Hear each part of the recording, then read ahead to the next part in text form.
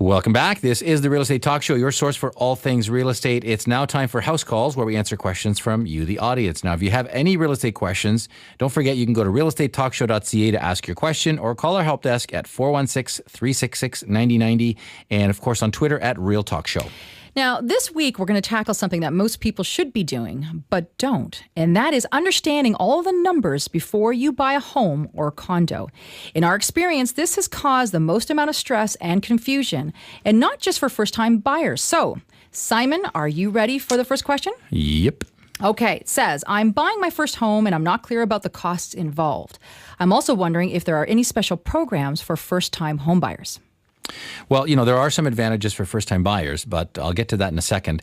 There's a couple of different things, and typically we'd want to sit down with somebody and literally spend half an hour just walking them through. So just very, very high-level overview. Mm-hmm. So number one of the most common misconceptions is the confusion around deposit versus down payment. Okay. So, for example, you're out there looking, you find a house. The down payment is the total amount of money you're going to need. So if you're going to use, let's say, 10% of the purchase price or 20% of the purchase price, that's the down payment. But when you submit your offer, you're required to submit a deposit, and the deposit could be in some areas $2,500, $5,000, $10,000. So the down payment is cumulative. So you need to be prepared for when the money is required. Okay. And some people are confused too. I've seen people that thought, for example, when you submit the offer, that you've got a week to check financing and do your so the deposit they think is not due until a week later or 10 days later. No, you need to have the money ready now. Right. There has to be a form of remuneration once you present an offer. Absolutely, okay. Especially if you're in a market where you're competing with other buyers. In fact, we suggest you show up with a bank draft to show the seller rather, that you're qualified, that you're serious, and there's no issues around that. Of course. Now, with the offer itself, though, it could actually say it's either herewith or upon acceptance.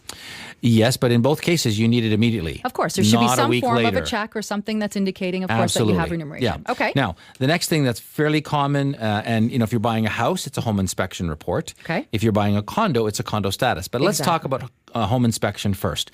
Now, in most cases, you're only going to have to pay for one home inspection. That's the one you like. But if you're in a busy market and you've got to maybe compete with other buyers in a multiple offer situation, you're going to have to do a home inspection before you even put in your offer. So you may have to do, we've had clients that have had to do 3 or 4 or 5 home inspections before they actually were successful winning a bid. And we don't recommend, unless the seller has, pre-inspected the home and it's a reputable firm, we don't recommend buying a house unless you get the home inspection done yourself. So home inspections typically, anywhere from $400, $500 to up to $1,000 if we're talking about larger homes in certain areas. Okay. And when we're talking about condo status reports, not so bad. It's about $100, and that's not so much an inspection of the condo as much as it is. It's a report. Yeah, it basically talks about the financial well-being of a condo building. Which is so key. But sometimes I think we should just let our listeners know that those can take a while. Some of them, again, respond immediately and you can get it within that afternoon or that day, and some actually can take longer.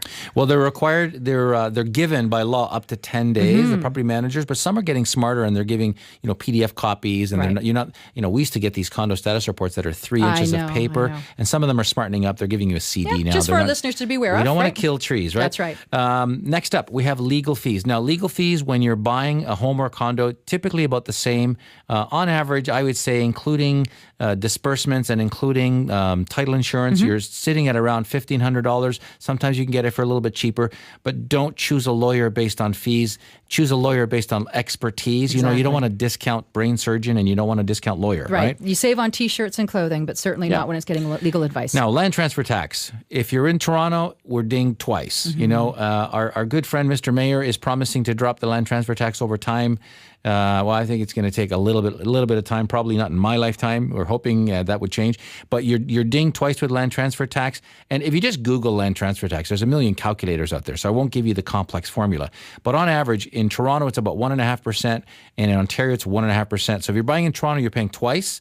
But first-time buyers get rebates. I can't remember the exact amount, but I think it's just over $5,000 in rebates. So make sure your lawyer knows if you're a first-time buyer, you get those rebates. Moving costs, cosmetic renovations, all of that stuff. Now we're getting into a big variable. You really don't know what those could be. Moving costs. You've been there where, it's a case of beer and a couple of pizzas and your friend has a pickup truck. to the extreme of, a turnkey move could cost you several $1,000s. Yeah, but the right? key is understanding what you can handle. Because again, it's something that if you've done this, like I move more than I care to share. But certainly, you have to know what you can handle. Yep. And really budget accordingly for sure. Yep. Now, I promised I'd talk about special programs for first-time buyers, and it would take too much time to really cover everything. So what we've done is we put together a free report, Aaron, that details all of the current programs available for first-time buyers and all the references, websites, everything. To get your free copy for yourself or anyone, if you know a young couple that's thinking about buying their place or something, just go to realestatetalkshow.ca or call our help desk, 416-366-9090, and ask for your free report for first-time home buyers, and we'll be happy to send that out. So the next question that we have is, we are looking at purchasing our first home and have a good idea what the mortgage payment will be. But my husband and I aren't sure about all of the expenses involved in owning a home. What else should we take into consideration so we err on the side of caution? Well, this is a good question. And it seems to be a problem not just for those buying their first place, but I find, many people don't have a handle on their total spending at home. Of course, yeah. So most people remember what their mortgage payment is and property taxes, but that's where it ends. And I think how many people get behind on their bills is by underestimating their spending. I mean, when I think about just my telecommunications bill, when we add the landline and the cell phone and the alarm and business the TV line, and the specialty channels with the family channel for the kids, it can get up there and people forget that. And we're talking about hundreds of dollars. But let's do a very, very, very quick review. Number one, you need to know what your mortgage payment is. And you also need to know, here's my theory. When you were renting, your rent went up, didn't it? I mean, it's been a while for you since you were renting and for myself. But when you're renting, your rent every year goes up. So why not increase your mortgage payment on yourself? And this way, it's an accelerated forced savings plan. But once you understand your budget, right? That's a great idea. So mortgage payment. Number two, property taxes. What I highly recommend most people do is have their bank or lender, whoever's doing the mortgage for them, if they have a mortgage, roll it into your payment. Roll it in. Yeah. Don't think you're saving anybody by managing it yourself. You'll forget about it. So roll it in. Number two. Number three, the property and contents insurance. And make sure you have enough coverage. You don't need too much coverage, but you need enough coverage to make sure that everything's, and don't be afraid to shop it around. The wonderful thing called the internet out there. I agree with really, that. Shop around, absolutely. Yeah, and ask around. Ask the previous homeowner, and especially when we're talking about sometimes if you're dealing with a house with basement apartment, some insurers won't insure it. So make sure you're getting good rates. Hey, a couple phone calls, you could save $200-$300 a year. So I'm sounding like the Geico guy, but isn't that not a guy? Isn't that a gecko? Lizard? A gecko or something? Yeah, he's a Geico gecko. Yeah. Next, heat and hydro, phone, cable, internet, your alarm system, all of this stuff should be itemized, and you should know what's reasonable for your budget. And, when we have a condo, here's another little very important point. When you have a condo, you know what your condo maintenance fee. When you have a house, you don't have a fixed maintenance fee, but you know what? You have maintenance. And I think people underestimate, hey, you know what? You're going to have to do the roof every 10 to 15 or 20 years. You're going to have to budget for landscaping and snow removal and all of that stuff.